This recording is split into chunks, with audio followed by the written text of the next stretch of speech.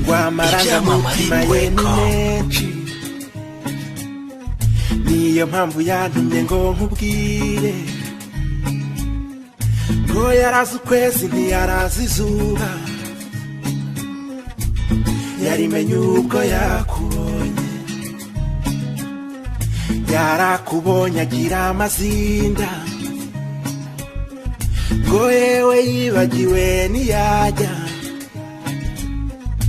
ahubwo atangira kurota agatoki ku kandi.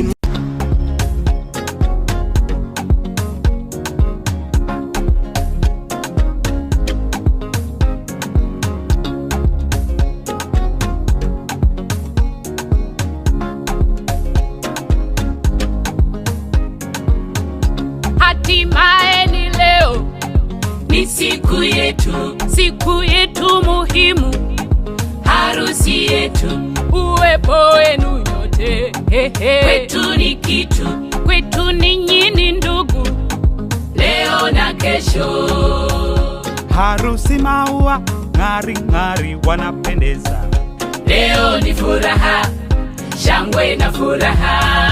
Harusi maua tabasamu suti na shela, wacha tufurahi, sote tufurahi. Siti haikuwa raha.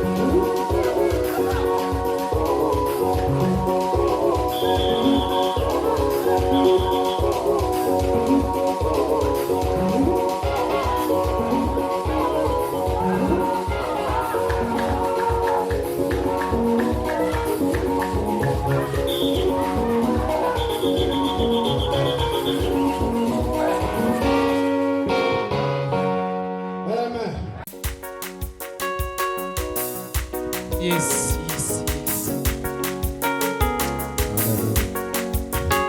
Tabaritwe mana tabaritwe ahubwo wacyubahiro tabaritwe ahubwo wacyubahiro tabaritwe tabaritwe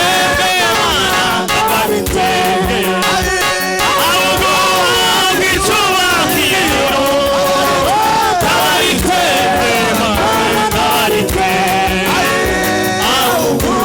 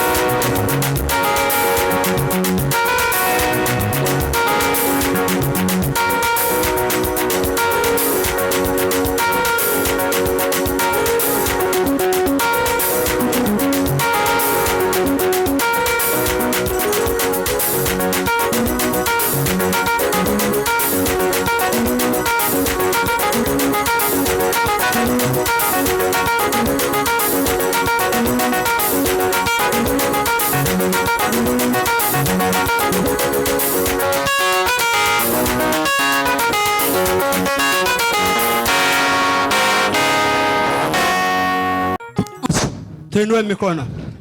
Igitaramo cyose kirasa. Kila ibada ni Cyose bisa kumwe. Tuzamuri marchwe. Haleluya. Ni kawaida. Kama nanikiriza mufite. Naomba mjibu.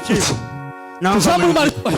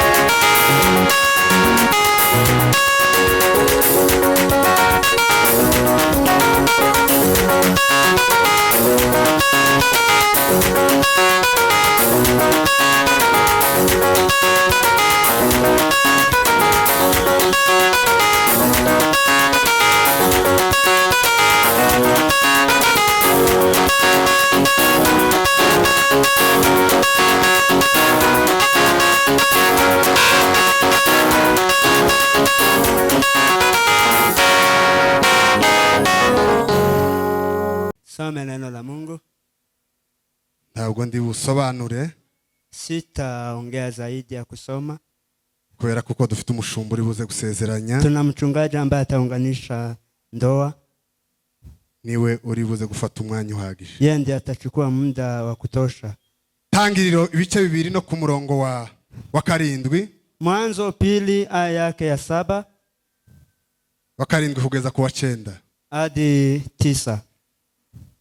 Bibiri iravuga ngo Uwiteka Imana irema umuntu mu mukungugu wo hasi, imuhumekera mu mazuru umwuka w'ubugingo, muntu ahinduka ubugingo buzima. 8. Uwiteka Imana ikeba ingobyi muri Edeni mu ruhande rw'iburasirazuba, yishiramo umuntu yaremye.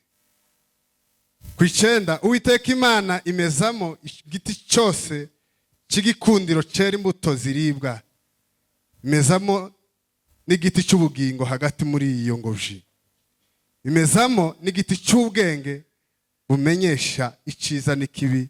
Amen. Bwana Mungu akafanya mtu kwa mavumbi, akapuzia puani pumzi ya uhai, mtu akawa nafsi hai. Bwana Mungu akapanda bustani upande wa mashariki wa Edeni, akamweka ndani yake huyo mtu aliyemfanya. Bwana Mungu akachipusha katika ardhi kila mti unaotamanika kwa macho ya kufaa kwa kuliwa, na mti wa uzima katikati ya bustani, na mti wa ujuzi wa mema na mabaya. Amen. Amen. Reka dukomere Imana amashyi kubw'ijambo. Acha tupige Mungu makofi kwa ajili ya neno. Tugeze mu mwanya rero wo kwakirana twese. Tunafika muda wa kupokeana sisi wote, akukaribishiana. Twakiriye itorero rya Gosheni. Tunapokea kanisa la Gosheni. Kwa aribo ba nyiri birori. Kwa maana wao ndio wenye sherehe. Barabiteguye hamwe n'umuvandimwe Ndungutse. Wameandaa pamoja na ndugu Ndungutse. Abakristo bose bagize itorero rya Gosheni. Wakristo wote wa Gosheni. Abakuru n'abatoya. Wakuu kwa wadogo. Abasaza n'abakecuru. Wakongwe kwa na wakongwe. Turabakiriye hano mu nzu y'Imana. Tumewapokea kwa nyumba ya Mungu. Ngo mwegere mu nzu y'Imana n'Imana iduhana umugisha. Tunawapokea nyinyi wote kwa nyumba ya Mungu. Reka abandi twese dukomere itorero rya Gosheni. Wengine wote tuwapigia makofi. Sawa. Twiyegereje nanone abandi baturutse hirya no hino. Tunawapokea wale wametoka madhehebu tofauti. Baje muri ibi birori. Wamekuja kwa hii sherehe. Bo barabonye ubutumire. Hata ikiwa wameona mwaliko, niyenda hari n'abatarabubonye, hadi kuna wale ambao hawakuona mwaliko. Ariko kubw'ibi birori kuba mwaje, lakini kwa ajili ya sherehe hii, kama aho mwaturutse hatandukanye, mahali umetoka tofauti, amatorero mwavuyemo atandukanye, kama kanisa tofauti, uturere mwavuyemo dutandukanye, kama zebu tofauti, bavandimwe turavuze ngo mwegere, ndugu tumesema karibu mu nzu y'Imana, kwa nyumba ya Mungu, n'Imana iduhana umugisha, na Mungu atupe. Reka tubakomera amashi cyane abandi bose bavuye hatandukanye, makofi wale wametoka madhehebu tofauti. Twakiriye abavuye hanze ya Kenya, tumepokea wale ambao wametoka nje. Shobora kuba bavuye Bugande, kuna wenda umetoka Uganda, shobora kuba bavuye mu bihugu byo hanze, wenda umetoka Marekani ama hizo nchi, cyangwa se mu Rwanda ama Rwanda, n'ahandi hatandukanye, na mahali kwingine. Turavuze ngo urakaze mu nzu y'Imana, tumesema karibu kwa nyumba ya Mungu, n'Imana iduhana umugisha, na Mungu atubariki. Bwana asifiwe sana. Amen. Bwana asifiwe sana. Amen. Twakiriye nanone imiryango iteraniye hano, tumepokea familia ambazo zimekusanyika hapa. Dufite umuryango w'Agasinzira, tuna familia ya Gasinzira, ariwe waje uhetse umugeni wacu. hao ndio wamekuja na bibi harusi. Bavandimwe turabishimiye cyane, ndugu tumewafurahia sana. Reka tubasabe bave hasi hanyuma tubaki, tuwasi wainuke tuwapokee. Muryango w'Agasinzira reka uve hasi, familia ya Gasinzira inukeni tafadhali, aho muri hose mahali mko. Reka twongere Imana amashi kubwa familia Gasinzira, kwa ajili ya familia ya Gasinzira. Turabakiriye, tumewapokea, ngo mwegere mu nzu y'Imana. Karibuni nyumbani mwa Mungu, n'Imana iduhana umugisha, na Mungu awabariki. Mwike hasi murakaze cyane. Asante sana. Bwana asifiwe sana. Amen. Tugiye nanone kwakira umuryango wa Rugorora. Tunataka kukaribisha familia ya Rugorora bamaze kugera hano, ambao wamefika hapa. Twababonye bahageze ku bwinshi, tumewaona wamefika kwa wingi. Ndabona hari n'abandi bataraza, kuna wale wengine hawajakuja bado. Reka nabo tubasabe bave hasi, acha tuwasihi wainuke tuwapokee. Muryango wa Rugorora aho uri hose,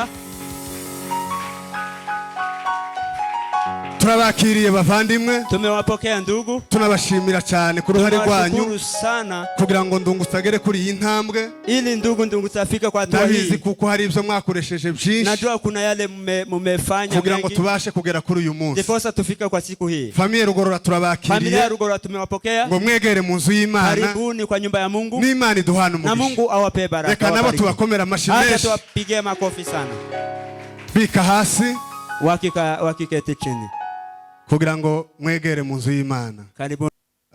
By'umwihariko reka twakire Reverend Pastor Aloys. Tunataka kumkaribisha Reverend Aloys, niwe muvyeyi wa Ndungutse, yeye ndiye mzazi bavuye mu Rwanda wa Bwana Ndungutse, ndetse na muzehe hari wundi, katubasabe bave hasi mu cyubahiro cyane muzehe, na wengine wamekuja na yeye. Bavyeyi turabakiriye, wazazi tumewapokea, ngo mwegere mu nzu y'Imana, karibuni kwa nyumba ya Mungu, n'Imana ibaha umugisha, na Mungu awabariki. Murakaza cyane, karibu sana. Tugiye gufatanya rero kwakira abashumba bamaze kugandi baraha n'abaraha. Wenda kuna wengine wamekaa mahali hapa. Uyu munsi ni uwanya bashumba, leo ni siku yenu wachungaji, kuko igikorwa nyamukuru ni cyane. Tendo la leo ni lenu. Reka tubasabe bave hasi abashumba bose, tuwasi wachungaji wote mpate, hanyuma tubakire mu jubahiro byabo, ndio tuwapokee kwa heshima zenu. Aho mwicaye bashumba mwahaguruka, mahali wachungaji mmekaa, turabishimiye kubabona, tumefurahi kuwaona, kandi tubaha kaze ngo mwegere mu nzu y'Imana, na tunawakaribisha karibuni kwa nyumba ya Mungu. Imana ibaha umugisha, Mungu awabariki sana. Abashitsi bakuru, tunataka kuungana kwa karibisha wageni maalum baduteranije kuri ambao wametukusanya siku ya leo. Bwana asifiwe sana. Haleluya. Bwana asifiwe sana. Haleluya. Reka twakire abashitsi, acha tupokee wageni. Reka duhere kuri protokolo byicaza, tutaanzia kwa protokolo byicaza. Yabateguye neza, yeye amewaandaa vizuri kandi baje kugihe, na wamekuja kwa wakati. Reka tumusabe ave hasi, acha tumusia inuke. Bishimiye cyane muvandimwe, tumekupokea ndugu, wakoze inshingano zawe neza, umefanya jukumu zako vizuri, Imana iguhe umugisha. Mungu akubariki. Nabo tubaki, acha tuwasiwa inuke, muve hasi, muinuke. Reka twongere Imana amashi kubwabo bantu, acha tupigie Mungu makofi sana. Mwambaye neza kweli, umevaa vizuri sana. Mwambaye neza, umevaa vizuri, muraberewe cyane, nyenye ni smart sana.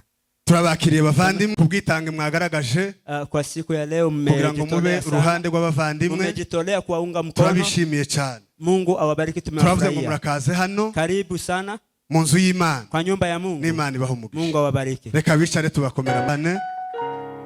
Bavandimwe Pare na Marene, mmefanya kazi mingi, mwigo mu mwanya wanyu, mmechukua nafasi yenu, mwatanze n'ibyanyu, mmepeana vitu zenu kugira ngo tugere kuri uyu munsi. Ndio tufike siku ya leo. Turabashimiye cyane. Tumewafurahia sana. Imana ibaho umugisha. Mungu awabariki. Turabakiriye rero ngo mwegere mu nzu y'Imana. Tumepokea kwa nyumba ya Mungu. Imana iduhana umugisha cyane. Mungu awabariki sana. Mwika hasi. Mupate kukaa. Atuwasabe bave hasi. Wageni wetu. Bwana asifiwe sana. Amen. Turabakiriye bavandimwe. Tumewapokea ndugu. Twishimiye kububa kubukwe bwanyu. Tumefurahi kuwa kwa harusi yenu. Uyu ni umunsi wanyu Imana yateguye. Leo ni siku yenu Mungu ameandaa. Irawudutegurira. Mungu akatuandalia. Tukaba twawugezeho uyu munsi wa none. Tumefika siku. Ni umuyobozi wa kanisa. Kwa sababu Ndungutse ni kiongozi wa kanisa. Ni umuyobozi wacu w'abanyamasengesho. Ni kiongozi wetu wa waombezi. Yanshuti nawe ni umudiyakoni mwiza. Yanshuti pia ni Asha. Iyo tugiye gutarama Uganda, nizo twakira na Kifa. Yeye ndiye anatupokea vizuri huko na Kifa. No, sinzi nidusubira y'abazotwakira. Hatujui ni nani atuzomukura tukamujana akaja ku. Sijui kama tutampeleka huko. Akaja kutwakira. Aende kutupokea. Ni umudiyakoni mwiza. Ni dikoni mzuri sana. Bivuga kuko uyu munsi siku ya leo ni umunsi udasanzwe. Leo ni siku ya turabishimiye rero bavandimwe. Tumewafurahia ndugu. Ngo mwegere hano mu nzu y'Imana. Karibuni nyumbani mwa Mungu. N'Imana ibaho umugisha. Na Mungu awabariki. Reka dukome mu mashi cyane. Piga makofi sana. Hanyuma bika hasi. Wakikaa chini. Haguruka mu cyubahiro cyiwe. Ugihagaze mushumba. Ukisimama mchungaji. Sarese uko sinzi ukuntu byari binciyeho nari nakubonye winjira. Vile imenipita. Turakwishimiye cyane. Tumekufurahia mchungaji. Tuguhaye ikaze. Karibu. Ngo wegere mu nzu y'Imana. Karibuni nyumbani mwa Mungu. N'Imana iduhana umugisha. Na Mungu akubariki. Urakaze cyane. Karibu sana. Tunakaribia muda wa kupokea mchungaji. Reka ndusabe abanyamasengesho bose abayumbe bari hano. Nimuze nimutambuke. Waombezi wote.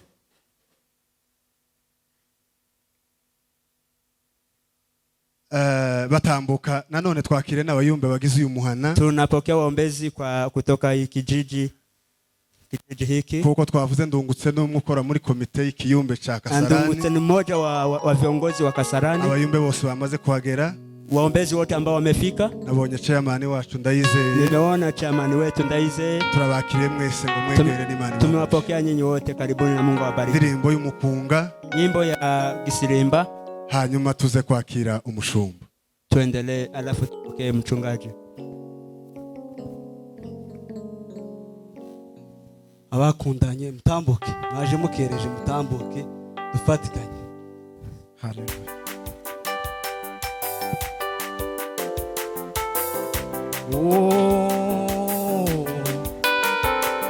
Wewe wankuye wisoni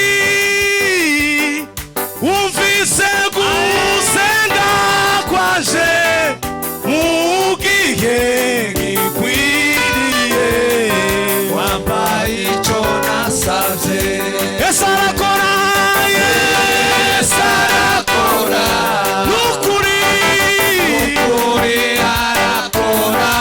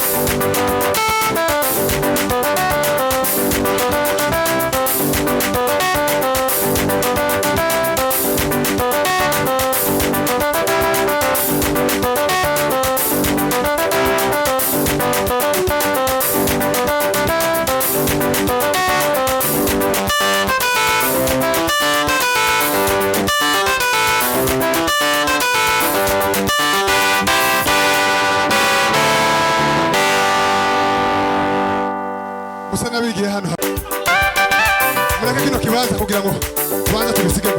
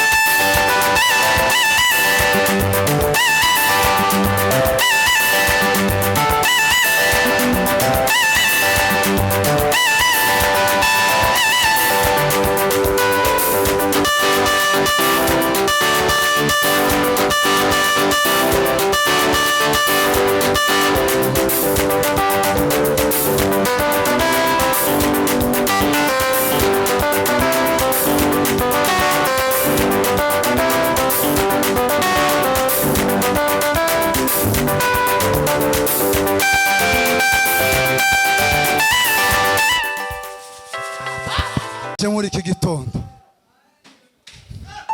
ushimushigwe hejuru mana Revene tori pass zaremwe bikuramya biguhimbaze kukuri umwami Ai Yesu we Ngoma yawe ni amahoro Mela deveje Bwami bwawe n'ubwiteka ryose Ai mana we Hallelujah Yesu Hallelujah Hallelujah Hallelujah Sinajyawe n'umunari sinajyawe n'ubuturo Ayi Sandiko mu kuboko kwawe kw'iburyo mana Murakoze cyane Ninafikiri siku ya leo nitakuwa mfupi wa kuongea ndatekereza ko uyu munsi ndi buvuge make kwa sababu ya furaha nyingi kubera umunezero mwinshi na kwa sababu nitaongea machache kubera ko ndi buvuge make rero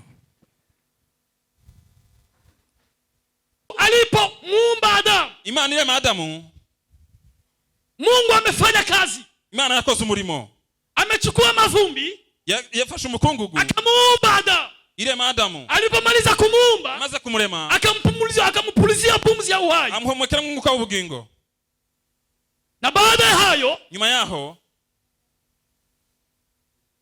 Adamu akaishi Adamu abaho Mungu akampatia chakula katika shamba la Edeni Imana imuha kurya mu ngobyi ya Edeni Mungu akampatia mamlaka Imana imuha ubutware ya kuita wanyama na vitu vyote majina byo kwita inyamaswa n'ibintu byose amazina na Adamu akastarehe.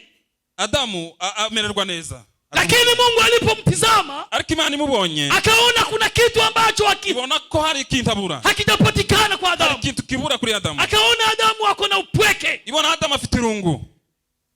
Biblia inasema hivi. Biblia iravuga ngo akampa Adamu usingizi mzito. Iramusinziriza, Imana isinziriza Adamu. Adamu akalala kabisa bila kuamka. Adamu arasinzira buticura. Na Mungu akafanya operation yake. Imana ikora operation. Biblia imesema hivi. Biblia iravuga ngo akautoa ubavu moja. Ifata urubavu rumwe. Alipoutoa ubavu moja, adekuramo urubavu.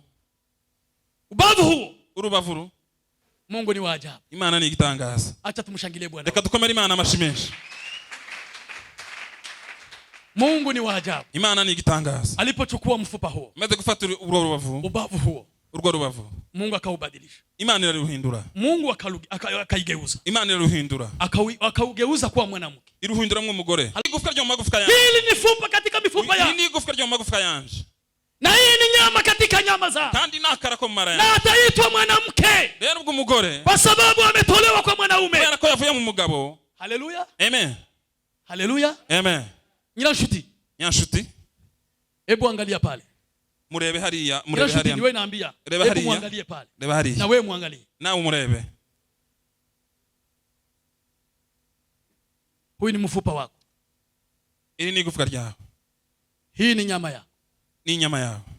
Wewe tangu sasa unaitwa mwanamke. Kubera uyu munsi uritwa umugore. Kwa sababu. Kubera ko. Umetoka hapa. Wavuye mu rubavu. Wewe tangu sasa. Guhera nona. Unaitwa mwanamke. Uritwa umugore. Kwa sababu ya ndungutse. Kubera ndungutse. Halafu. Hanyuma. Watu wengine. Abandi bantu. Wakuja kukuambia maneno mengine. Baze bakongorera. Mtu ajitoe. Umuntu yikure. Halafu mwingine akuja shike mstari wa kwanza. Undi azafatia mbere. Kwa kutenganisha wale ambao Mungu ameunganisha. Mugutandukanya b'Imana yahuje.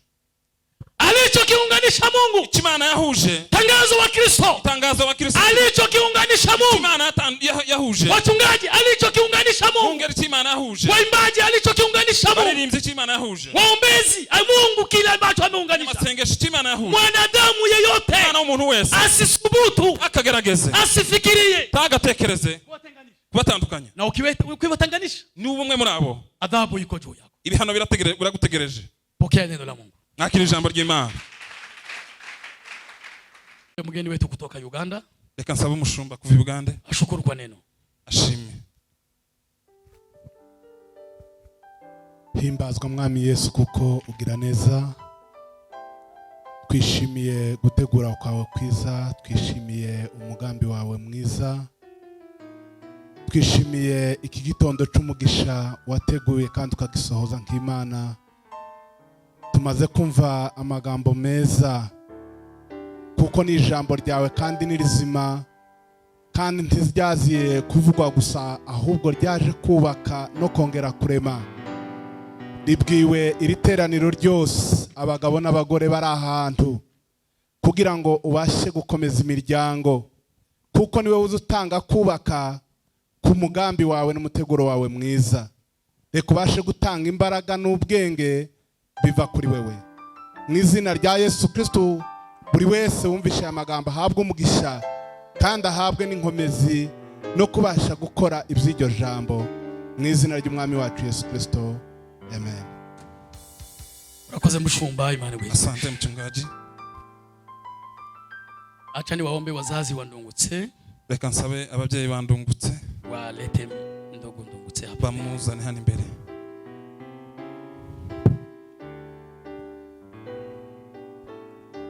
Nukuri Mana yanje jewe ndayemera. Yewe ntimwumfasha. Naho ngaho menye. Naho nanyura mu misozi miremire nzikwaza indura mata.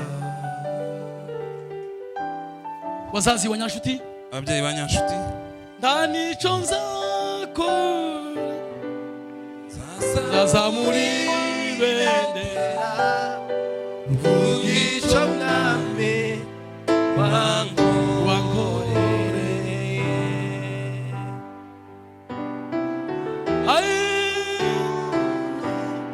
maze ngo witiranye icyo wagenye ubuzima bwawe.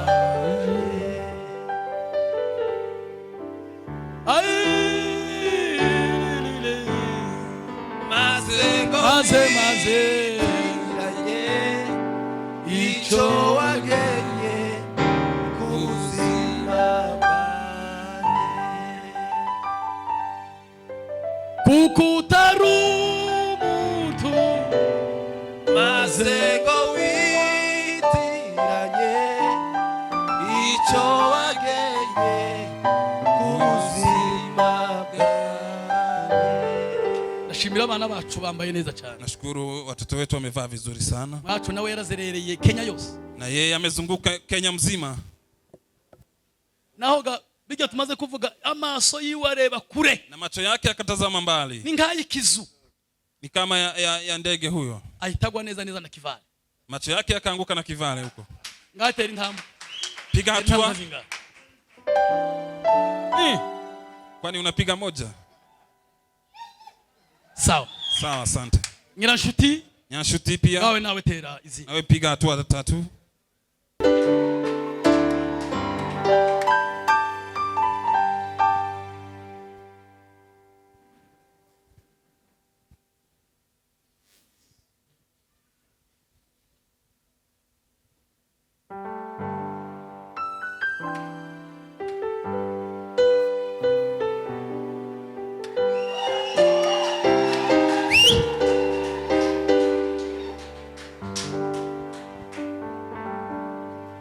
Nimuyongere mureke kuyagabanya amashi. Ngezeni makofi mengi sana.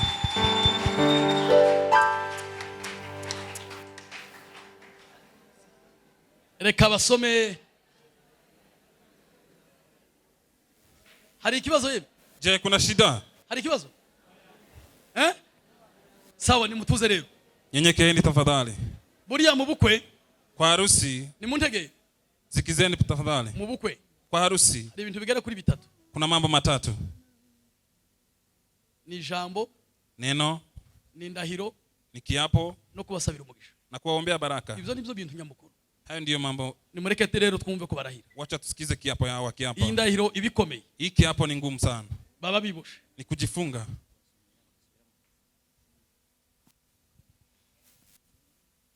Jewe ndungutse Jean Dodier. Jewe ndungutse Jean Dodier. Nzahora ngukunda wowe niyo nshuti Joyce. Nzahora ngukunda wowe nyanshuti Joyce. Mbereye umugore w'isezerano. Mbereye umugore w'isezerano. Nzagukunda. Kunda. Nzabana nawe akaramata. Nzabana nawe akaramata. Haba mu byiza cyangwa mu bibi. Haba mu byiza cyangwa. Urwaye cyangwa uri muzima. Urwaye cyangwa uri muzima. Mu bukene cyangwa mu butunzi. Mu bukene cyangwa mu butunzi. Nta kizadutandukanya nawe. Nta kizadutandukanya nawe. Usibye urupfu. Usibye urupfu. Birahiriye imbere y'Imana. Birahiye imbere y'Imana. Ni imbere y'itorero. Imbere y'itorero. Ko nzakomeza isezerano ry'Imana nsezeranye nawe uyu munsi. Ko nzakomeza isezerano ry'Imana nsezeranye nawe uyu munsi. Nzarikomeza. Nzarikomeza. Mu buzima bwose tuzabanamo. Mu buzima bwose tuzabana. Mana uzabimfashemo. Mana uzabimfashemo.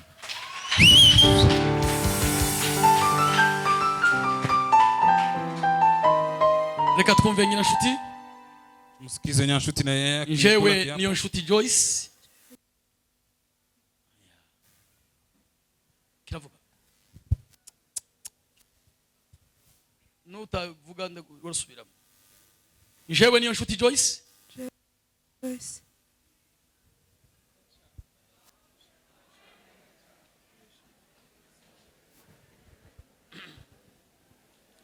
Jewe niyo nshuti Joyce. Jewe nyanshuti Joyce.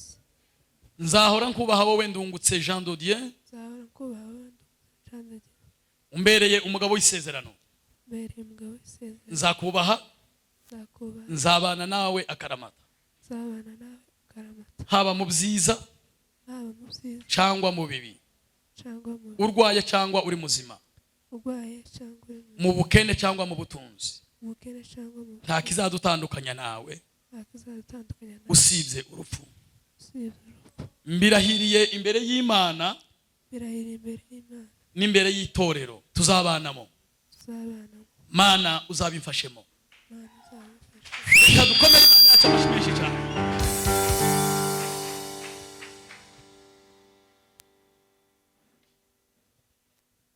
Reka bambikane impeta. Wacha wavishane peta. Reka nsabe Pastor Aimable. Wacha nimwombe Pastor Aimable. Aho wabahurije ni wowe uhazi. Kristo rukundo rwawo ruzakomeze kugeza igihe wowe Kristo uzashakira, kuko ari wowe nyiribihe urema byose mu kuboko kwawe nimo tuzambaje. Ndagusabye kugira ngo mwami ubahe umugisha muri byose, kibabere ikimenyetso gikomeye bazahora bibukanya, kuko hari icyo wakoze kuri uyu munsi. Kubw'izina ryawe tuzambaje, amen. Sawa, reka rero bambikane impeta. Wacha wavishane pete. Ngaho ni muheze ndungutse urwiwe. Ndungutse pete yake. Yambike Nyirashuti peta. Nyanshuti.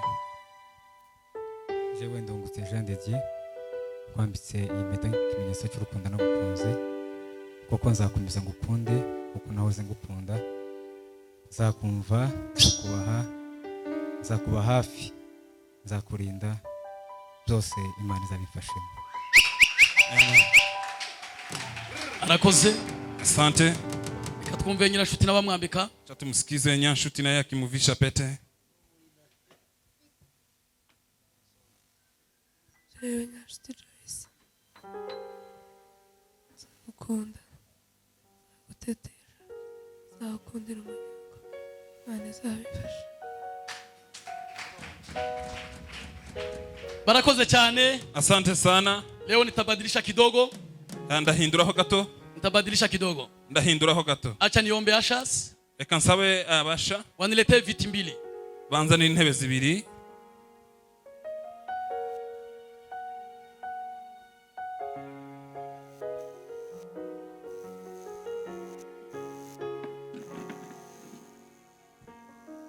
Kitini, mwicare. Nimwicare kuri izo ntebe. Wachungaji na wasimu simame Abungeri tafadhali. Wachungaji. Abungeri tafadhali muze. Ni muze abungeri. Piteni mbele wachungaji.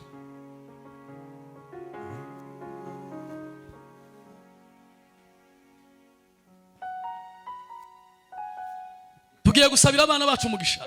Tunataka kuombea watoto wetu baraka. Wabyeyi bari muno bose. Wazazi wenye wako hapa wote. Tugiye gutanga umugisha ku bana bacu. Tunataka kutoa baraka kwa watoto wetu. Namwe muri tayari? Je, na nyinyi mko tayari? Nimurambure ibiganza byanyu. Nyosheni mikono yenu. Natwe abashumba. Na sisi wa turambure ibiganza byacu. Tanyosha mikono yetu. Nimufashe mumpere umushumba Aloys mikrofone. Aze kuturangaza imbere. Atatuongoza kwa maombi. Dusabira abana bacu umugisha. Tukiombea vijana wetu baraka. Mana data twese uri mu ijuru, izina ryawe ryubahwe kandi ubwami bwawe buze. Ufalme wako uje. Iki gitondo turagushima ku mirimo ikomeye wakoze muri iyi miryango yacu yombi. Uhimbazwe Kristo we. Waduhaye abana, umetupa watoto, uduha isezerano, ukatupa ahadi, utwemerera ko ukatukubalia ari umugisha, kuna baraka, ari umugisha w'itorero, kuna baraka ya kanisa, ari umugisha w'umuryango, baraka ya familia, ari umugisha w'igihugu, na kuna baraka ya nchi. Uyu munsi siku hii leo wabwa icyubahiro kuko uri Imana yacu, wabwa icyubahiro kuko uri umwami wacu, wabwa icyubahiro kuko iyi migisha yose ibonerwa muri wowe data. Rero turabasabira Mana, tunawaombea umugisha ukomoka kuri wowe, umugisha wo kubyara, umugisha wo kororoka, umugisha wo gutunga, umugisha wo gutunganirwa, umugisha wo kugirira akamaro igihugu, umugisha wo kugirira akamaro umuryango, umugisha wo kugirira akamaro itorero, umugisha wo kugirira akamaro benshi. Turatura imigisha y'Imana nk'abashumba, turatura imigisha y'Imana nk'ababyeyi, turatura imigisha y'Imana muri Kristo Yesu. Imbaraga z'umusaraba, imbaraga z'agaciro, imbaraga zo kurema, imbaraga zikomeye zikomeze zire mu bugingo bwawe. Turabasabira kurama, turabasabira sante nzima, turabasabira ubudahangarwa, imbaraga z'umusaraba ziri hejuru, amaraso ya Yesu Kristo. Yesu rumana zawe zibanena. Negra de Dieu. Irigwa neza nawe. Ndavuga imbaraga zawe Mana. Nasema nguvu zako Baba. Ndasabira uyu musore wacu. Naombea kijana wetu. Wewe munsi wa none. kutangia siku ya leo ndasabira umukobwa wacu kubera umunsi wa none bazaba abakozi bawe bazagukorera umurimo wawe bazagukorera mu nzu yawe bazashora ubwoko bw'Imana bazagira icyo bazakorera iteraniro ry'abera kuzageza bageze ubwami bwo mu ijuru. Kigira kabiri Imana ndabasabira kugira ngo bazabyara urubyaro rwubahisha izina ryawe.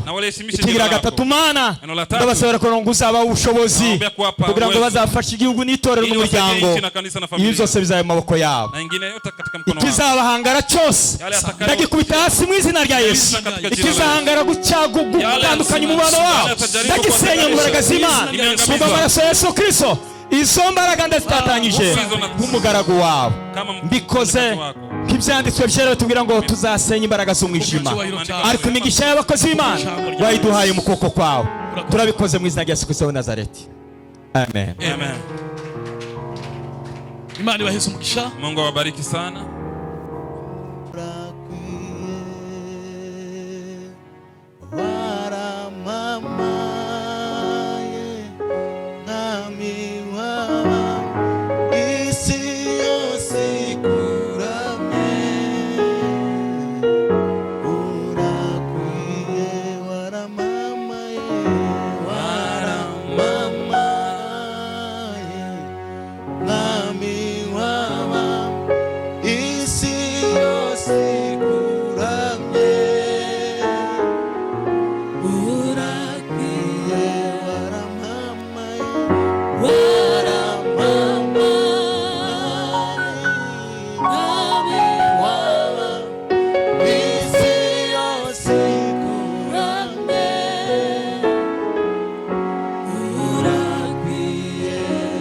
Kansabe sekretari natambuke. Wacha nimuombe mwandishi apite mbele. Nazani igitabo cy'itorero kuja na kitabu ya kanisa gira babashe gusinya ili wapate kuweka muhuri.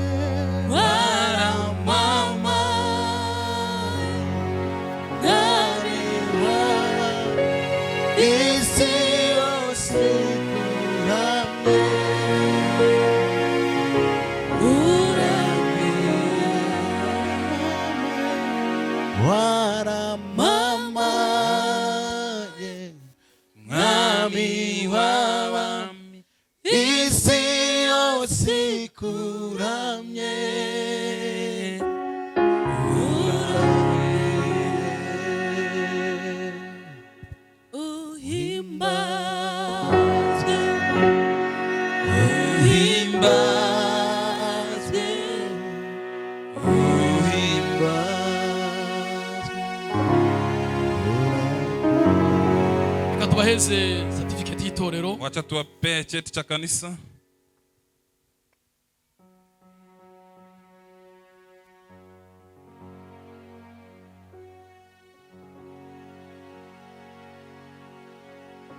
Hanyuma izi ndahiro hiki hapo izanyu ni zenu. Mwazirahiye ni nyinyi mumeapa, mugomba kuza muzikubita ijisho.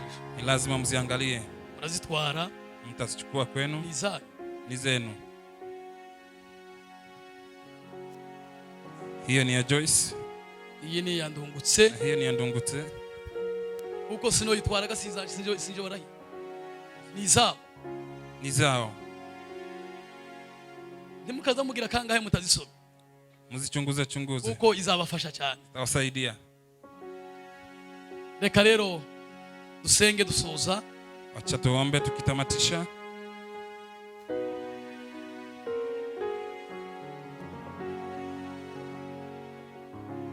Kadusenge. Tuombe tukitamatisha. jewe Muzuri Erasme umushumba mu itorero rya Goshen Center Kasarani kubwubasha nahawe n'Imana n'itorero ndabamenyesha yuko Ndungutse Jean Dodier na niyo batakiri umuhungu n'umukobwa ahubwo babaye umugabo n'umugore.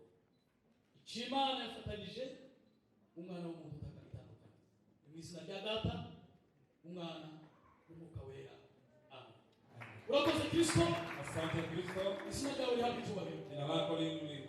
Dukoze ibyo wateganije Mafanya vyenye umeandaa. kandi turagushimira kuko Mana ibi n'umuteguro wawe. Tunakushukuru kwa sababu ni mpango wako. Ukomeje gusabira abana bacu tubifuza kuombea vitano kubaraka. Komeza ubane nabo bwezi batangiye. Endelea kuwa na wao kwa hii safari. Bazagutunge umuryango wawe. Wakuwe na wewe katika maisha yako. Bazagutunge amasaha yo guhina. Wakuwe na katika saa 24. Bazakubone mwijoro. Wakuone usiku. Bazakubone mahoro mu bibazo. Katika amani na shida. Uzakomeza kubiyereka Data. Endelea kuonekania. Shimwe ni kuzo nitubahiro n'ibyawe. Bwana sifa ni zako. Ni mwizina ryawe Data. Katika jina lako tunaomba. Reka buri mana yacu bwatsi twese. Tushangilie Bwana kwa makofi sana. Ndungutse rero.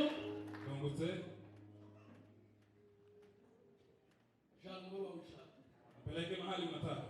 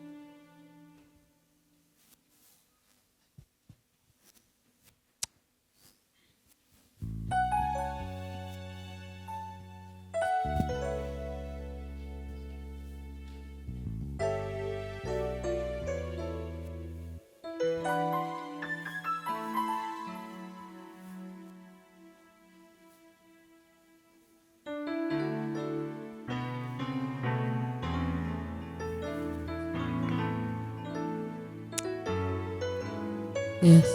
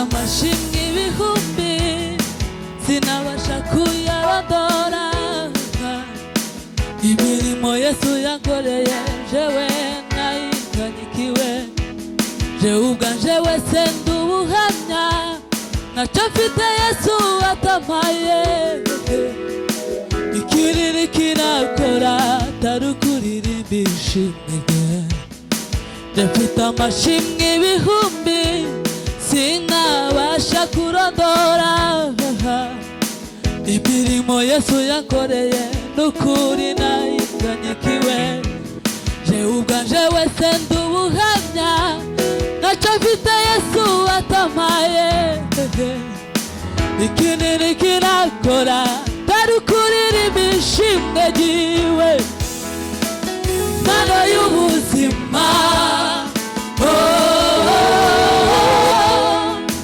yakomotse mw'ijuru k'umuremyi wanje, mahoro y'umutima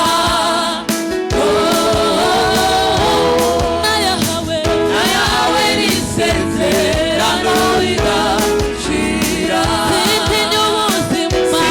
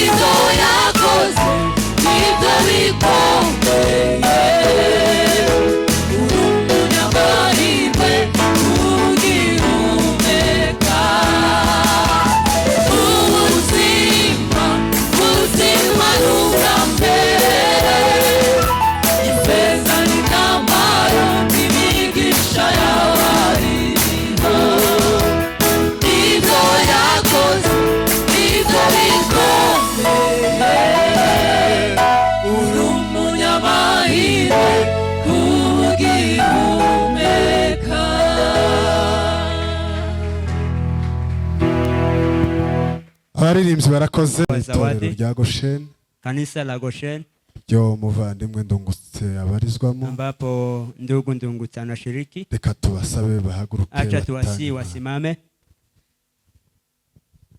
Reka dusabe abafite impano bose, acha tusi wale wote ambao wako na zawadi, abayumbe, waombezi, abamama, wamama, n'abandi bose bafite impano z'itorero, na wengine wote ambao wana zawadi ya kanisa babashe gutambuka, waweze kupita. tambuke mbwira vuba, wapite wakiharakisha.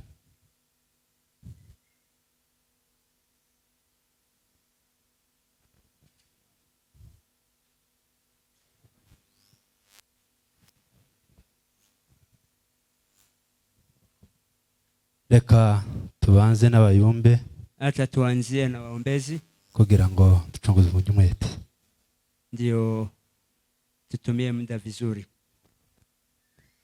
Amen. Amen. Bene data nibatambuke, wandugu wapite mbele. Hanyuma impano tugiye gutanga twe kanisa, zawadi ambayo tunataka kutoa turayitanga hamwe n'abayumbe bo muri Ebeneza. Tunaweza itoa pamoja na waombezi wa Ebeneza. Kwa Pastor Aimable batambuke dutange hapo kwa mchungaji Aimable yacu y'abayumbe. Hiyo ni zawadi ya waombezi. N'umuyobozi w'abayumbe mwabyumvise. Ndungutse ni kiongozi wa waombezi. Kandi yayoboye na bariya na ameongoza pia na hao ndugu. Dutange impano, waje tupeane zawadi.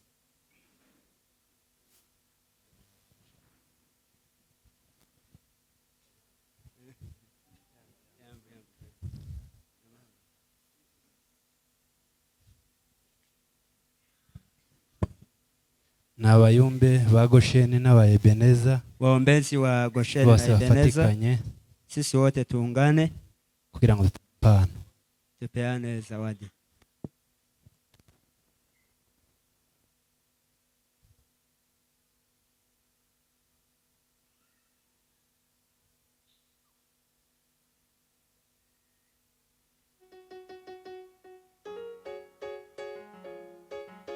barakoze bakwicara.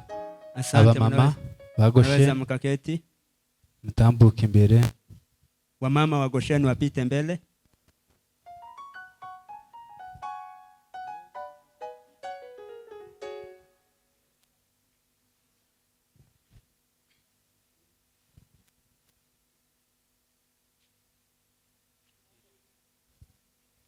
Bwana asifiwe. Bwana asifiwe. Haleluya. Haleluya. Haleluya. Haleluya. Haleluya. Haleluya. Haleluya. Turacari mu mwuka wo mu materaniro. Bado tumefurahia ibada. Nizi mpano nizi kanisa.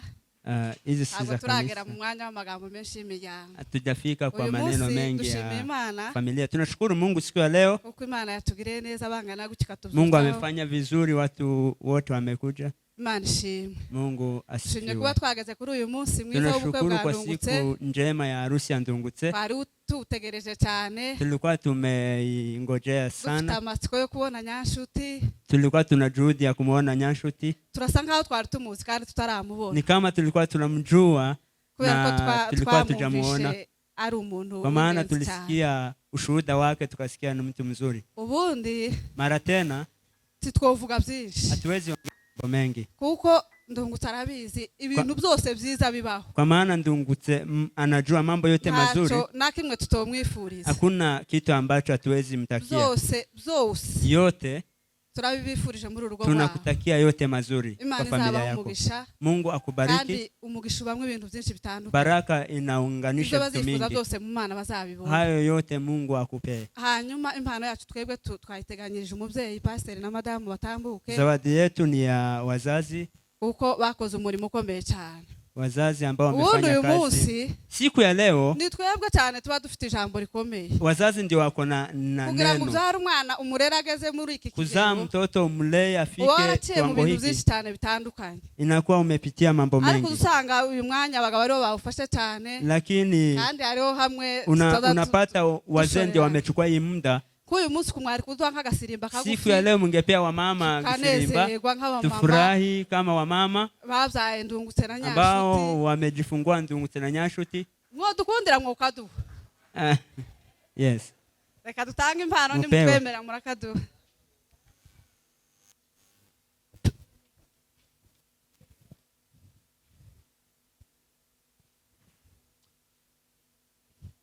Abayumbe b'akarere, waombezi wa Kasarani, wa kijiji cha Kasarani batambuke imbere batanga impano yao. Wapite mbele wapeane zawadi yao.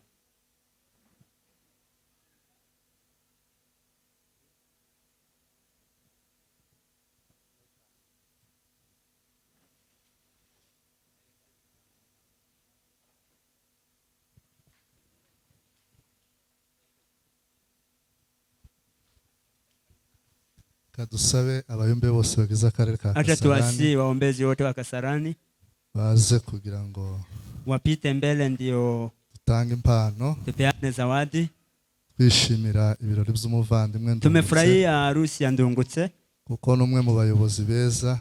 Ni ndani ya viongozi wazuri. Bakora ibintu byiza cyane. Ambao wanafanya kazi vizuri. Kandi bagashigikira ikiyumbe. Nao wanasapoti waombezi. Mu buryo bwose. Kwa njia zote. Rero ubukwe bwe twarabusengeye. Tumeombea harusi hii. Turamushigikira mu bundi buryo. Tukamsapoti kwa njia moja na nyingine. Ndetse no kubutaha.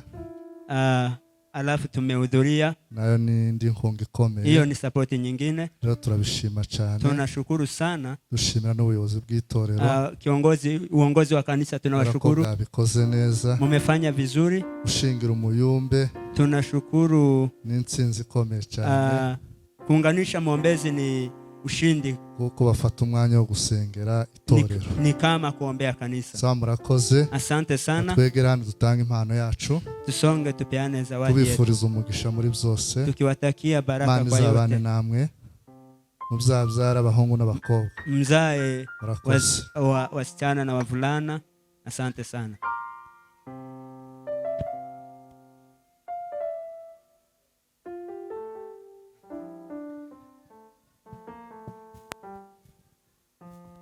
Barakoze cyane nibicare. Asante sana mpate kuketi. Reka nanone abanyetorero basore bagaruke. Watu wa kanisa warudi mara tena. Dufite impano zibiri. Tuna zawadi mbili. Hariyo itorero yose. Kuna zawadi ya kanisa lote kwa ujumla. Ni abayobozi b'ikanisa. Pia kuna zawadi ya viongozi wa kanisa. Tusabe Sibomana. Acha ni msisi wa maana.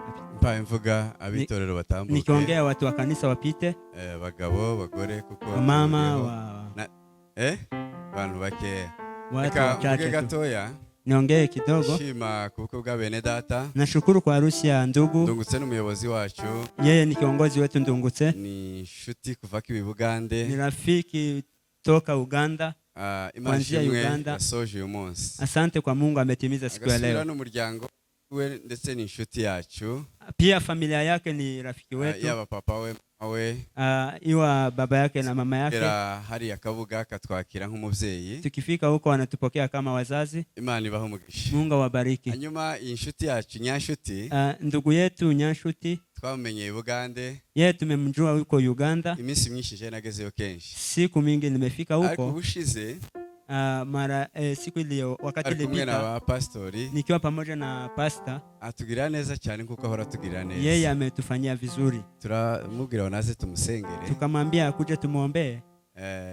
Imana itubwira gukora akagahunda gatoya ngo akore ubukwe. Mungu akatuambia kufanya jambo fulani tuja mu Rwanda tukaenda Rwanda. Tugezeyo kufika Rwanda Nyandebwa ahita ampamagara ngo ese ngo musaza washaka kubaza ngo ese familia ya Aloys imeze gute. Nyandebwa niulize familia ya Aloys. Nari mukubise nuko yari kure. Ningemchapa nilikuwa mbali. Naho familia ya Pastor Aloys hiyo ni familia yanje. Alisema uige Ndungutse lakini familia nakongeraho. Hakuna jambo naweza nikaongezea. Usabyanejeje ngarutse. Nilifurahi sana. Ibisubukwe byabaye. Nilipata mambo ya harusi inaendelea. Rero Imana ishimwe kuba nyashitse turi kumwe hano. Mungu apewe sifa kwa kuwa tuko na yeye. Imana ishimwe. Mungu apewe sifa. Ya muzanyi. Ambaye amemleta. Impano. Tuna gift.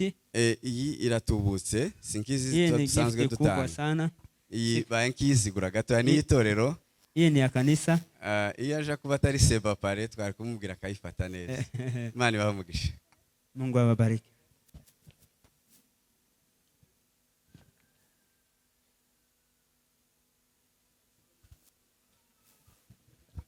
Barakoze ka abayobozi basigare bitorero. Asante viongozi wa kanisa wabaki. Hii ni impano y'itorero. Hii ni zawadi ya kanisa. Ni Biblia ijambo ry'Imana. Biblia neno la Mungu. Turabizi yuko ari abakristo bakuze. Tunajua wao ni wakristo wakubwa. Kandi bafite Biblia. Wako na Biblia. Ariko twashatse kubongera indi. Lakini tumetaka kuwapea Biblia. Kubera ko ari abakristo. Kwa kuwa wao ni wakristo. Ntabwo dufite amagambo menshi tuvuga cyane. Hatuna mengi ya kuongea zaidi ya ariko ari ku mutima kandi turabizirikana. Hayo yote yako moyoni tunajua hayo. Reka dutange impano y'itorero kansaba abayobozi. Zawadi ya kanisa. Kugira ngo utange impano.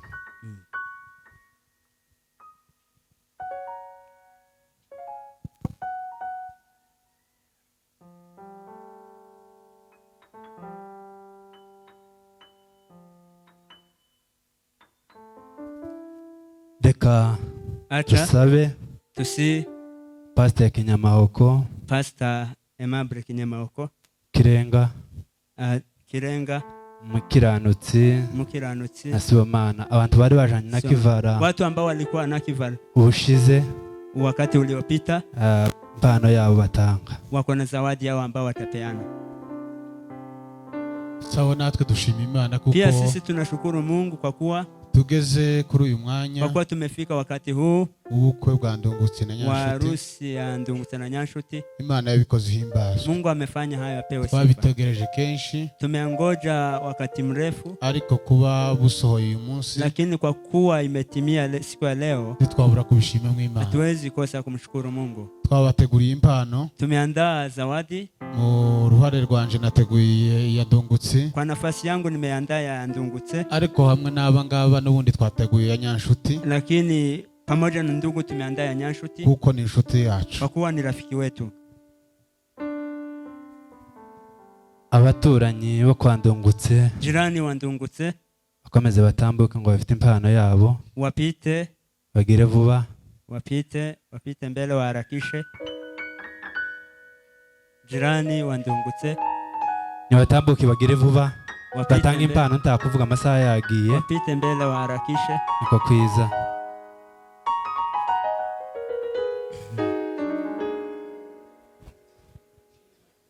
Bwana asifiwe. Amen. Bwana asifiwe kanisa. Bwana asifiwe kanisa. Bavuze ngo n'abaturanyi. Amesema ni majirani. Ariko ni itorero ry'igipangu. Ni kanisa la ploti.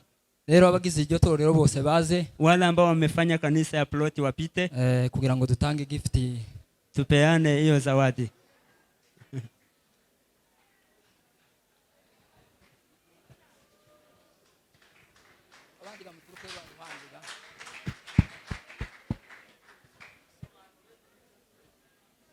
Bwana asifiwe. Amen. Bwana asifiwe. Amen. Bwana asifiwe. Amen. Abantu benshi ko barabaza ngo dusobanure ico gipangu. Watu wengi wanajiuliza tuelezee ploti hiyo.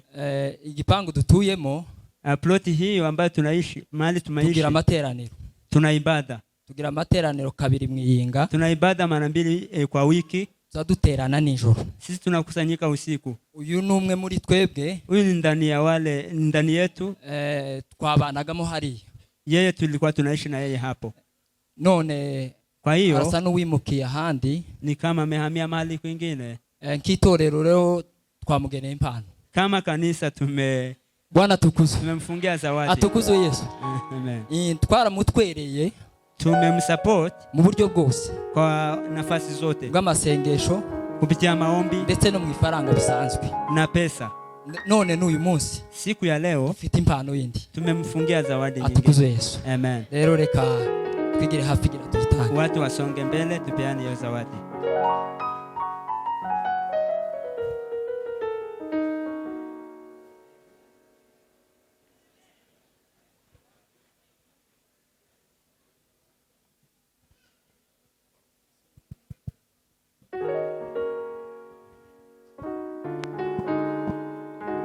Abanyeshuri biganye na Ndungutse nibatambuke ntakuvuga amasaha yagiye batanga impano gusa.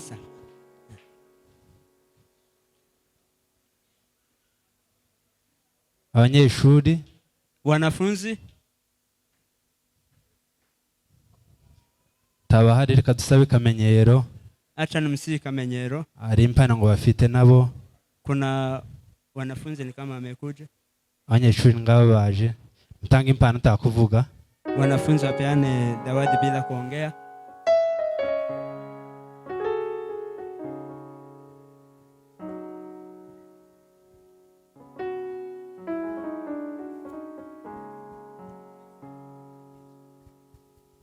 Sawa, abakundanye mu mwuka ni batambuke. Wale ambao wanapendana hiyo grupe wapite mbele. Nibihute kubera kuko amasaha yagende tuvuga cyane. Waharakishe kabisa. Ariko bakiriko baza turashima Imana kuko tugeze kuri no mwanya. Tunashukuru Mungu kwa nafasi mzuri ambaye Ndungutse n'umwe mu bayobozi bacu. Ndungutse ni ndani ya viongozi wetu. Atuboye kuva kera cyane. Ametuongoza tangu awale. Aradushingira hafi ya twese niwe warusigaye. Yeye alituunganisha sisi wote, yeye ndiye alikuwa ngo nawe ganagerageza. Tulikuwa tukimuomba na yeye atuonyeshe. Ariko no munsi turishimye cyane kuko siku ya leo tumefurahi sana. Rero reka tutange iyo mpano. Acha tupeane zawadi yetu. Moyo atambuke, impano zirarangiye.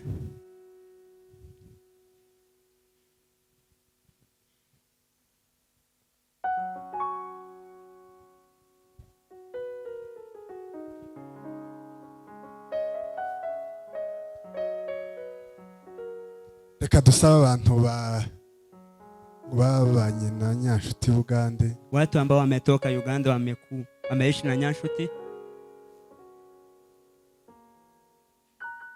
Bineza ngira ngo ari muri abo ngabo naze. Watu ambao wametoka Uganda baririmbanye na Nyanshuti. Labda wameimba pamoja na Nyanshuti.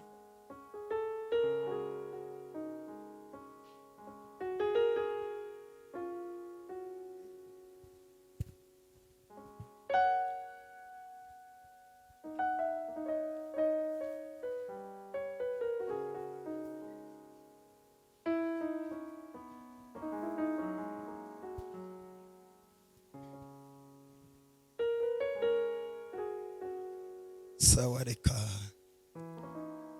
acha dushimiye kuko tubaye ku munsi mukuru w'ibirori bya Nyanshuti. Tunashukuru kufika kwa sherehe ya Nyanshuti. Twarabanye mu rusengero. Tumeishi na yeye kwa kanisa moja. Turaririmbana muri korali. Tumeimba na yeye kwa kwaya moja. Nari mubereye president w'ikorali. Mimi nilikuwa kiongozi wake wa kwaya. None twateguye impano ya korali. Tumeandaa zawadi ya kwaya. Twabiteguye mu bice bibiri. Tumeandaa kwa nafasi mbili. N'ishiramwe ry'abanyamasengesho bakoranaga mu waombezi ambao walikuwa wanafanya na yeye kwa hiyo kanisa. None reka rubishinzwa avuge kubera nitumara dutange. Acha ni hisi ule alikuwa na. Sawa, murakoze cyane n'umunota umwe. Asante sana. Iyi ni korali iri gutanga. Hii ni kwaya ambaye inapeana zawadi. Ariko hari na ministeri yakoreragamo yitwa ambassador. Kuna minister ambaye alikuwa na fanya kazi ndani inaitwa ambassador. Ihagarariye na evangeliste Semahoro. Ambaye imesimamiwa na Semahoro. Nabo bari bamwe muri aba ngaba niyo ambassadors mupite haraka. Murakoze cyane Imana imugisha. Ambassadors.